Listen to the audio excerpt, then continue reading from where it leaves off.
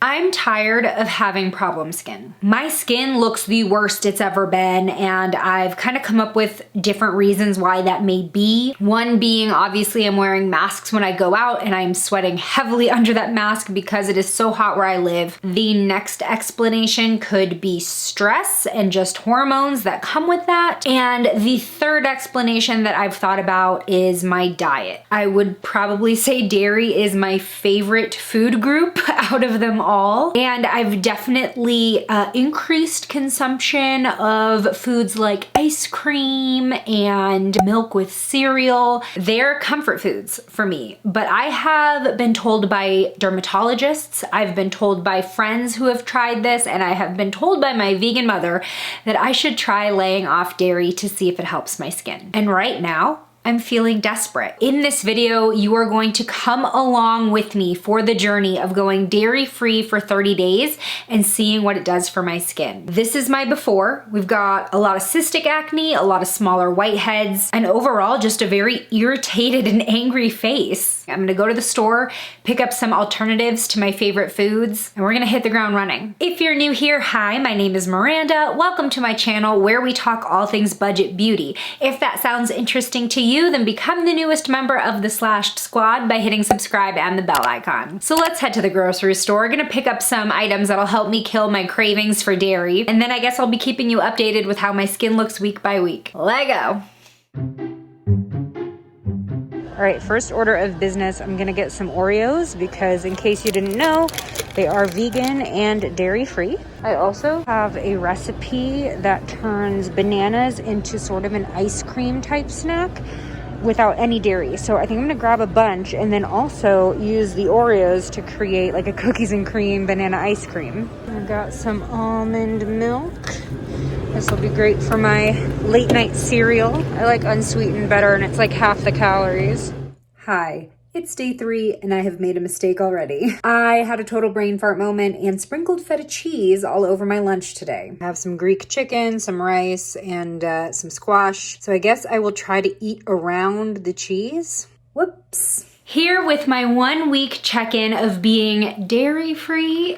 I definitely had a couple slip-ups this week. You saw that I sprinkled cheese all over my lunch on one day, and then last weekend, Adam and I went camping, and without thinking, I just bought all of our go-to camping food, which included potato salad, as well as cookies from our local bakery. Potato salad has mayonnaise in it, and the cookies probably had a lot of butter in them, but I'm giving myself grace, and I'm letting myself ride the learning curve because I do know that my dairy consumption was way down due to the sheer fact that I was not eating ice cream or cereal with milk. So let's do a little face check-in. Compared to last week, a lot of the problem areas that were inflamed and red and angry are looking a lot more calm. They're still there. My skin is still raised in those areas, but they're not as painful and they're definitely not as red. These are all definitely gonna be leaving discoloration behind and hyperpigmentation anyway, so I'm just sort of waiting for them to flatten out. This side is almost completely flat, so what you're seeing is mostly hyperpigmentation, with the exception of these 2 new small pimples. I'm really excited to see how my skin progresses through this challenge, especially as I try harder not to accidentally cheat. It's been a couple days since my last update, and I think my skin is doing better. It's looking so much less angry. Yesterday I had a whole pizza, which I'm kind of regretting now, but the pizza place actually had vegan cheese and it tasted totally fine. So that does make me more optimistic about going more dairy-free in the future, like if this works and I want to continue it. Because like I said in the beginning, cheese was definitely one of my kryptonite foods in the beginning before this challenge. So I'm pretty excited that this seems to be working. I am going to be starting my period soon, within the next week and a half. And I'm really interested to see if my period breakouts are less intense because I'm also not eating dairy. We have officially hit the halfway point. It's been 2 weeks since I decided to go dairy-free to see what it does to my skin. So within the last 14 days, days. I may have slipped up like 3 or 4 times, but when that has happened, I sort of realize immediately that, oops, I'm not supposed to be eating this, and then I'll stop. And even with those small cheats, my dairy consumption is way down. And I think my skin is thanking me for it. In fact, my husband actually mentioned to me yesterday that he thought my skin was improving as well. So having somebody else notice it definitely solidified what I thought was happening. I'm happy to report that I no longer have any cystic spots. Now, I do want to talk about a few skincare products that I've been using during this test that I think are helping my breakouts heal faster. First being a couple from Pixi. One is their Retinol Jasmine cleanser. Their whole retinol line has always just done really well with my skin. And then one of their newer products is their Clarity Concentrate Serum. It has salicylic acid, which is obviously an ingredient we see a lot in anti-acne products. It is lactic acid for exfoliating and clarifying, probiotics to balance the skin, and aloe to hydrate and smooth. And then finally, I am using a vitamin C serum. This is a new one to my routine from Farmacy. It's not cheap, but I think it's definitely working. It's a 15% concentrate vitamin C serum. I love the packaging. Even though Farmacy is a little bit more high-end, they are one of those brands that even if they didn't send me stuff in PR, I would probably still buy them because they work on me. So vitamin C serum is definitely something I can't live without. I introduced it into my routine last year and it improved the overall texture of my skin dramatically. So now it is a staple. So I'm gonna be pretty strict on myself these last 2 weeks. No more slip-ups. However, like I said in my last update, my period is around the corner. So I'm hoping that I don't just end up with a bunch of hormonal acne from that, or maybe if I do, it'll be less intense as usual. I guess we'll find out. Looking forward to seeing what happens to my skin next. Checking in just before the 3-week mark, and I am officially on my period. The good news is I have had 0 period breakouts. Usually I start breaking out a couple days before my period and it doesn't even begin to heal until I'm done. But I haven't had a new breakout at all in 6 days maybe. Now the bad news is I was also hoping that reducing my dairy would help with my period cramps, and it has not. I forgot where it was, but I had read online somewhere that dairy sensitivity sometimes shows itself in really bad period cramps, which I have had for a very long time, and still cramping. But you know what? I'll take what I can get. At least I haven't given up cheese and ice cream for nothing, because my skin is looking right. Just gotta tackle the hyperpigmentation now. Okay, we are officially at the 3-week mark today. Let's get straight into the skin comparison since I didn't give you one for week 2. So first of all, I spoke too soon when I said that I haven't had any period acne. Literally the next day, I woke up with a couple small pimples, but even with that, it's a lot less than I would typically get during my period. Also, something I'm noticing is in general, my texture seems to have improved.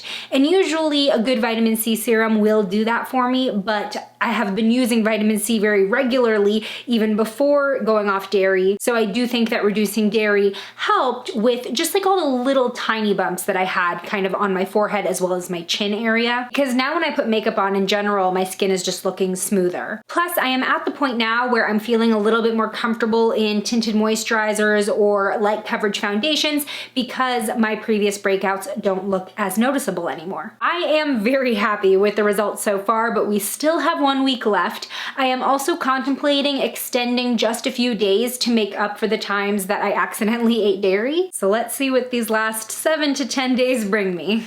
Okay, I want to update you on a new dairy-free alternative that I just discovered, even though we are in our 4th week of this challenge already. Usually I drink almond milk, or I use almond milk as my alternative to dairy, but we just discovered oat milk for the first time and it tastes just like skim milk. It's crazy. It's got a little bit of that sweetness, but only 4 grams of sugar. So really cool new discovery.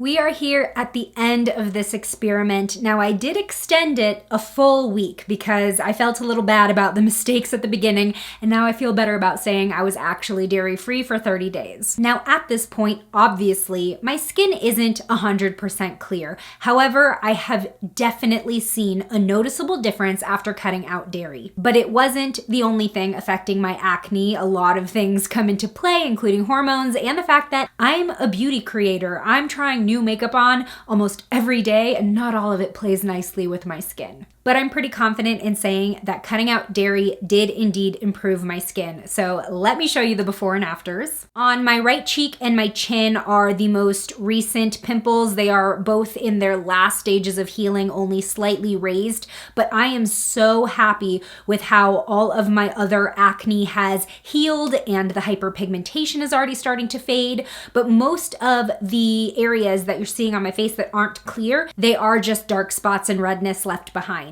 I have to say, the biggest difference that I saw in my skin since cutting out dairy was the type of acne that still did crop up. I was getting little to no cystic acne, so the pimples that did show up were a lot smaller, they came to a head very easily, and they cleared up very quickly. And when I got pimples, it was maybe 1 or 2 in the same area of my face instead of these big clusters and breakouts that I had been experiencing before starting this experiment and that you saw in week 1. Like this breakout right here is healing up so nicely, the dark spots are fading, and that was like the worst at the start of this experiment. That was the breakout that inspired all of this.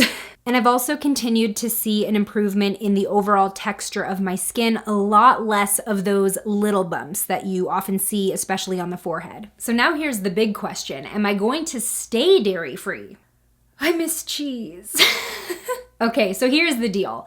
I am definitely going to continue to keep my dairy consumption low. As you saw throughout this journey, there were a lot of easy swaps that I was able to do without making myself feel too deprived. There was the vegan cheese on the pizza I ordered, all of the milk substitutes. I am now totally an oat milk stan. So where I'm able to make easy swaps, I definitely will be doing that because it's worth it to me. But if I decide to use milk in a recipe or I just feel like having a little dairy, I'm not gonna beat myself up too badly. However, if my skin starts acting up, dairy will be the first thing that I change in my routine. Have you ever changed your diet to see how it would affect your skin? Tell me about it in the comments below.